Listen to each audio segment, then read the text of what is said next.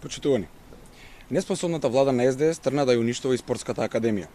Се уште нема никакво објаснување зошто за директор на академијата поставија лице кое нема никаква врска со спортот. Ова не е кадровска политика, туку лотарија за задоволување на внатрепартиски и меѓупартиски интереси на сметка на државата и граѓаните. Дали следењето спорт на телевизија од страна на професорот по историја Владимир Лазаревски е главниот адут за да му биде доделена раководна позиција на спортска институција, каде се школуваат и обучуваат идните македонски најдобри спортисти? Дали може би е докажан ракометар или пак може би е докажан кошаркар? Не знаеме во кој спорт се има докажано.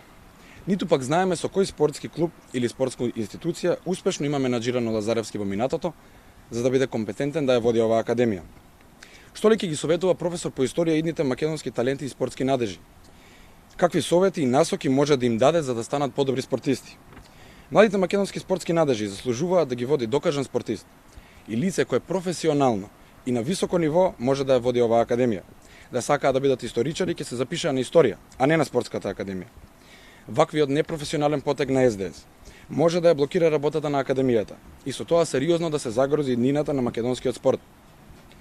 За ваквото безобразно и срамно однесување на СДС и хаосот кој планираат да го создадат во македонскиот спорт, ќе следи политичка одговорност и за нивните погубни политики на престојниве локални избори ќе следи казна токму од граѓаните на Република Македонија. Благодарам.